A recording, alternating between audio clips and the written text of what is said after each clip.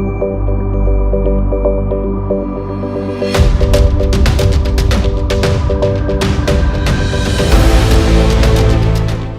The angle में आप सभी का स्वागत है। मैं हूं आपके साथ नीतू शर्मा। सबसे पहले एक नजर हेडलाइंस पर। पीएम मोदी ने किया अयोध्या में राम मंदिर निर्माण के लिए भूमि पूजन। कांग्रेस महासचिव प्रियंका गांधी ने कहा, राम सब में है और राम सबके हैं। अयोध्या में भूमि पूजन के लिए शामिल नहीं हो पाए कई वरिष्ठ नेता। लाल कृष्ण आडवाणी, मुरली मनोहर जोशी और कल्याण सिंह रहे आयोजन से दूर। पाक की नापाक हरकत का भारत ने दिया करारा जवाब। कई चौकियां की तबाह, 10 सैनिकों को मार गिराया। और राजस्थान पुलिस विभाग में हुआ बड़ा बदलाव, 42 आरपीएस अधिकारियों के हुए तबादले। आज भारतवासियों का बरसों पुराना सपना साकार होने जा रहा है। देश का कोना कोना राम भक्ति में लीन नजर आ रहा है। वहीं अयोध्या नगरी भी राममयी नजर होती दिख रही है। अयोध्या में राम भक्तों का हुजूम उमड़ पड़ा है। हर जगह जय श्री राम के नारे लग रहे हैं। आज पीएम मोदी ने अयोध्या में राम मंदिर निर्माण के लिए भूमि पूजन किया। इस कार्यक्रम के लिए प्रधानमंत्री पारंपरिक परिधान धोती कुर्ता में नजर आए और सबसे पहले हनुमानगढ़ी में पूजा की। वहीं इस दौरान सोशल डिस्टेंसिंग का भी ध्यान रखा गया। सभी नेता दूरी बनाए नजर आए। रामनगरी अयोध्या सज धज के तैयार है। हर किसी में खुशी की लहर है। कल से ही मेहमानों का आना जाना लगा हुआ है। भगवान रामलला को रत्न जड़ित हरे रंग के वस्त्र पहनाकर तैयार किया गया है। इस सपने के लिए लाखों लोगों ने संघर्ष किया और कई लड़ाइयां लड़ी, तब जाकर राम मंदिर निर्माण की नींव रखी गई। अयोध्या में मन रहा आज का दिन लंबे संघर्ष के बाद ही साकार हो पाया है, लेकिन दुर्भाग्यवश इस लंबे संघर्ष को करने वाले कई वरिष्ठ नेता इस भव्य आयोजन में शामिल नहीं हो पाएंगे। अयोध्या में राम जन्मभूमि में मंदिर निर्माण के लिए एल.के. आडवाणी और मुरली मनोहर जोशी का अहम रोल रहा है। आडवाणी ने राम जन्मभूमि में मंदिर बनाने के लिए आंदोलन किया था। इसके लिए उन्होंने रथ यात्रा भी निकाली थी। आडवाणी के साथ जोशी भी 6 दिसंबर 1992 को बाबरी मस्जिद विध्वंस मामले में आरोपी रहे हैं। वरिष्ठ नेता लाल कृष्ण आडवाणी, मुरली मनोहर जोशी और कल्याण सिंह उम्र को देखते हुए इस भव्य आयोजन में शामिल नहीं हो पाएंगे। अयोध्या में राम मंदिर निर्माण को लेकर कांग्रेस की प्रतिक्रिया भी नजर आई है। कांग्रेस महासचिव प्रियंका गांधी ने कहा कि भगवान राम सब में है और सबके हैं। ऐसे में प्रियंका गांधी ने कहा कि आज अयोध्या में मंदिर निर्माण के लिए किया गया भूमि पूजन राष्ट्रीय एकता, बंधुत्व और सांस्कृतिक समागम का कार्यक्रम बनना चाहिए।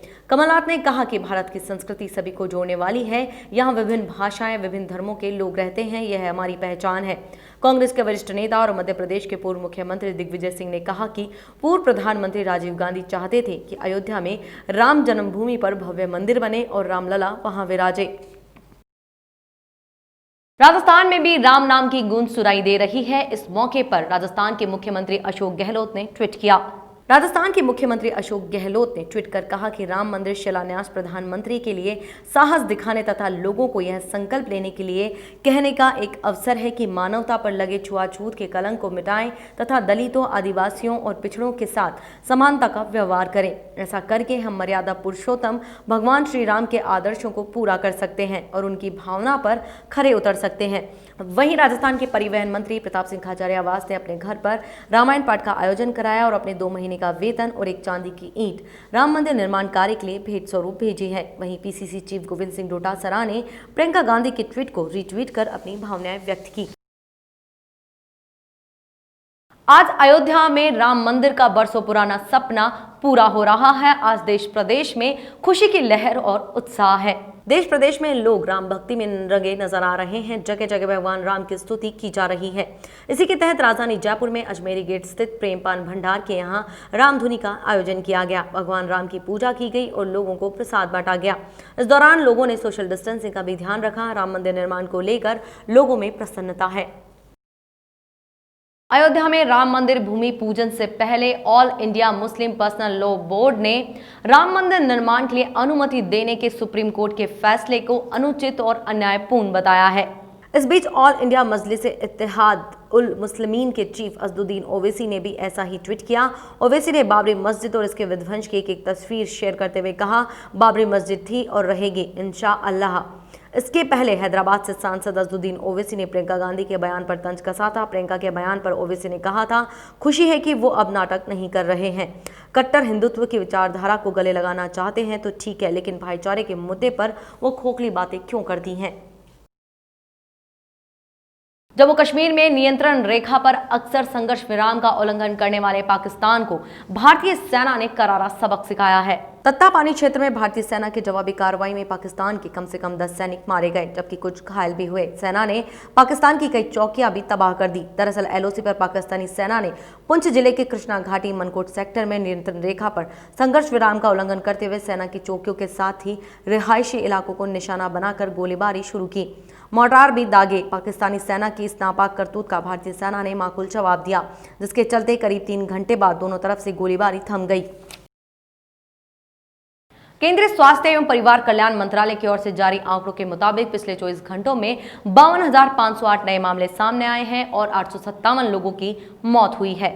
इसके बाद देश भर में कोरोना पॉजिटिव मामलों की कुल संख्या 19,08,254 हो गई है, जिनमें से 5,86,244 सक्रिय मामले हैं। 12,82,215 लोग ठीक हो चुके हैं या उन्हें अस्पताल से छुट्टी दे दी गई है और अब तक 39,795 लोगों की मौत हो चुकी है। राजस्थान में कोरोना के आज 593 नए मामले सामने आए हैं। सबसे ज्यादा मामले अलवर से 112, कोटा से 90, जयपुर से 38, झालावाड़ से 64, पाली से 44, बाड़मेर से 33, धौलपुर से 19, सवाईमाधोपुर से 26, जालोर से 49, उदयपुर से 39, नागौर और राजसमंद से 23, जैसलमेर से 9, दौसा से 1 और अजमेर से 13 मामले सामने आए हैं। प्रदेश में कोरोना की कुल मामलों की संख्या 47,272 है और इनमें एक्टिव केसेस 13,630 है और आज प्रदेश में कोरोना से मरने वालों की संख्या 10 है और इसी के साथ मरने वालों का आंकड़ा 742 हो गया है।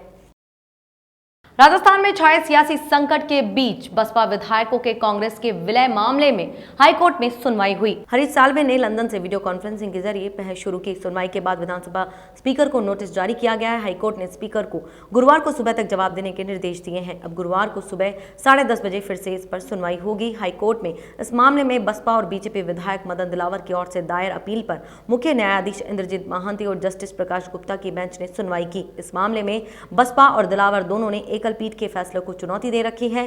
पहले एकल पीठ ने इस मामले में सुनवाई के बाद 30 जुलाई को नोटिस जारी किए थे, लेकिन विलय के फैसले पर स्टे देने से इनकार कर दिया था। अशोक गहलोत सरकार की ओर से प्रदेश की ब्यूरोक्रेसी में किए जा रहे बदलाव का दौर जारी है। राज्य सरकार ने 2 अलग-अलग सूचियां जारी कर राजस्थान पुलिस सेवा के 42 अधिकारियों का तबादला कर दिया। कई पुलिस उपाधीक्षक और अतिरिक्त पुलिस अधीक्षकों को इधर-उधर किया गया है। तबादला सूची में जनप्रतिनिधियों की इच्छाओं को खासा महत्व दिया गया है। तबादलों में क्षेत्रीय एवं जातीय समीकरणों का भी सरकार ने पूरा ध्यान रखा है। सुरेश खींची को रायसिंह नगर का अतिरिक्त पुलिस अधीक्षक बनाया गया है। रायसिंह नगर में अतिरिक्त पुलिस अधीक्षक अमृत जिनगर को एसीबी ने 2 लाख की रिश्वत के मामले में गिरफ्तार किया था। सरकार 1 सप्ताह के भीतर ही 70 से अधिक आरपीएस अधिकारियों के तबादले कर चुकी है। इससे पहले पिछले दिनों राज्य सरकार ने भारतीय प्रशासनिक सेवा, भारतीय पुलिस सेवा और राजस्थान प्रशासनिक सेवा अधिकारियों की जंबो तबादला सूचियां जारी की थी। दुनिया के दूसरे नंबर के टेनिस खिलाड़ी राफेल नडाल ने इस साल होने वाले tennis grand slam US open 2020 से अपना नाम वापस ले लिया है। इसके पीछे की वजह उन्होंने कोरोना महामारी को बताया और कहा कि वे कोई भी जोखिम उठाना नहीं चाहते हैं।